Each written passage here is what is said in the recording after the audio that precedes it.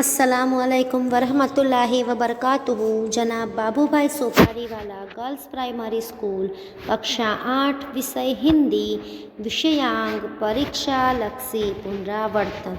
परीक्षा लक्षी पुनरावर्तन, यहाँ पे हम हमारी जो अभी परीक्षा है 29 तारीख को, उस परीक्षा का प्रथम सत्र के प्रकरण 7, 8 और 9 का पुनरावर्तन करेंगे, जो आपको अच्छे से समझना है और अपनी हिंदी की कॉपी में लिखना भी है और क्या करना है, जी हाँ बिल्कुल सही, आपको याद भी करना है, क्योंकि उसी से हमारी परीक्षा की तैयारी पूर्ण होगी। निम्नलिखित प्रश्नों के उत्तर एक एक वाक्य में लिखिए। नंबर 1, राहुल ने माँ से क्या आग्रह किया? राहुल ने माँ से एक कहानी सुनाने के लिए आग्रह किया, यानी राहुल ने अपनी माँ से कहा कि वह उसे एक कहानी सुनाए। नंबर 2, राहुल के पिताजी कहाँ भ्रमण करते थे? कब? राहुल के पिताजी बड़े सवेरे उपवन में भ्रमण करते थे। उपवन में यानी बगीचे में भ्रमण यानी टहल रहे थे। राहुल को कहानी कैसी लगी? राहुल को कहानी करुणा भरी लगी यानी दुख भरी लगी। आखेटक ने राहुल के पिताजी से क्या मांगा? आखेटक ने राहुल के पिताजी से घायल हंस मांगा, यानी कि जो घायल हंस राहुल के पिताजी के पैरों के पास आकर गिरा था, वह आखेटक यानी शिकारी मांगने लगा। नंबर 5, माँ ने राहुल से किस पर निर्णय देने के लिए कहा? माँ ने राहुल से इस पर निर्णय देने के लिए कहा कि न्यायालय में पक्षी को क्या न्याय मिलना चाहिए। आगे, ममता कौन थी? ममता रोहतास दुर्ग के मंत्री चूड़ामणि की एकमात्र विधवा पुत्री थी। विधवा पुत्री यानी जिसका पति मर चुका हो वह स्त्री। ममता ने उत्कोच में मिली स्वर्ण राशि का स्वीकार क्यों नहीं किया?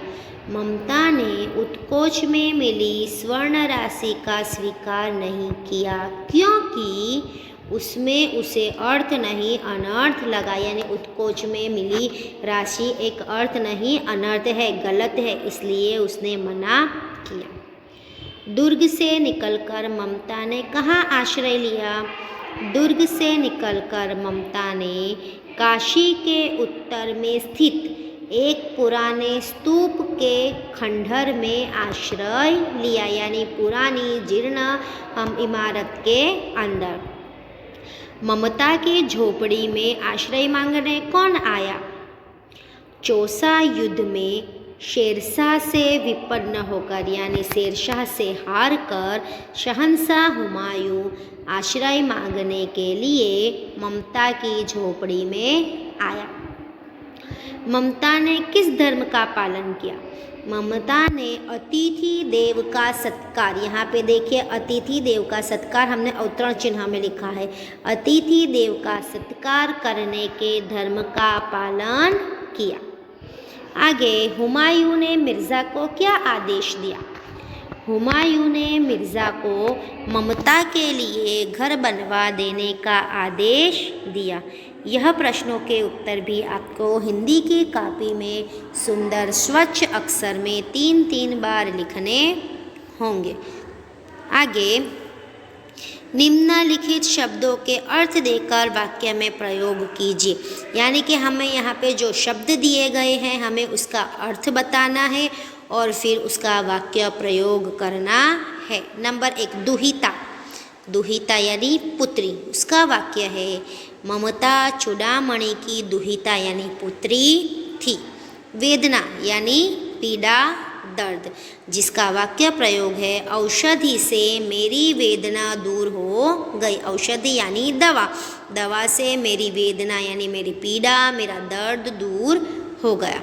उत्कोच, उत्कोच यानी रिश्वत, इसका वाक्य है सरकारी पद पर रहकर जनक ने कभी उत्कोच यानी रिश्वत नहीं लिया।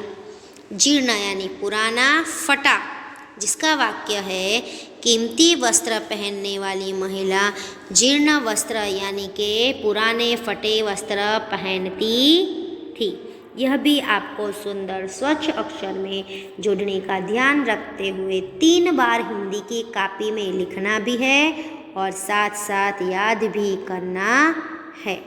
आगे दिए गए शब्दों को सही रिक्त स्थान में लिखिए। यहाँ पे हमें क्या दिया गया है? ऊपर, अभी, यहाँ वहाँ, अधिक, की ओर, धीमे, धीरे धीरे, इन सभी को हमें योग्य रूप से लिखना है। नंबर 1, मोनिका खाली जगह खाना बना रही है, तो क्या आएगा? मोनिका धीरे धीरे खाना बना रही थी।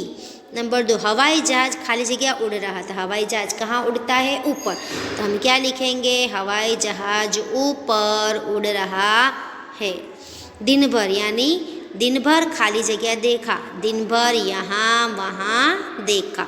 शिक्षक ने विद्यार्थी खाली जगह देखकर कहा कि ओर यानी एक मात्रा वाला ओर यानी तरफ। शिक्षक ने विद्यार्थी की तरफ देखकर कहा काम खाली जगह करो बातें कम, काम अधिक करो बातें कम। बिल्ली खाली जगह बाहर निकल गई, बिल्ली अभी बाहर निकल गई।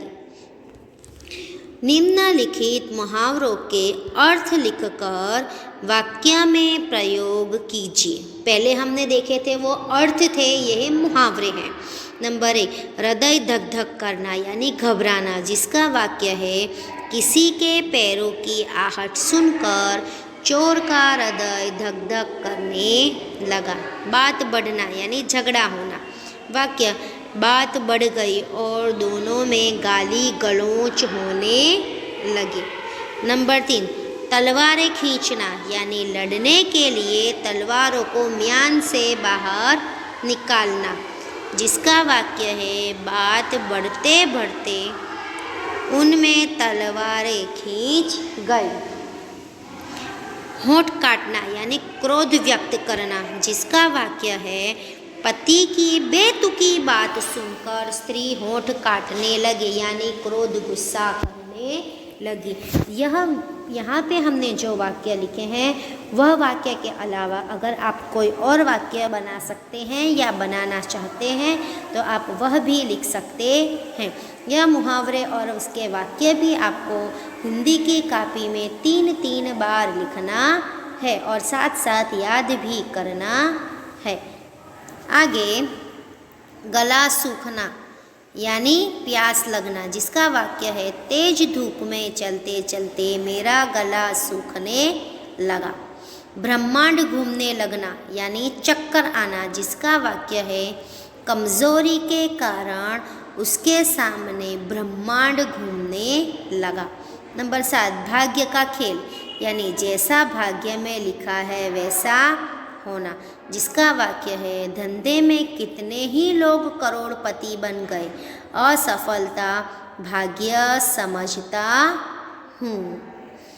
चीर विश्राम गृह में जाना यानी मृत्यु होना, जिसका वाक्य है राम राम रटते रटते बाबा जी चीर विश्राम गृह में चले गए।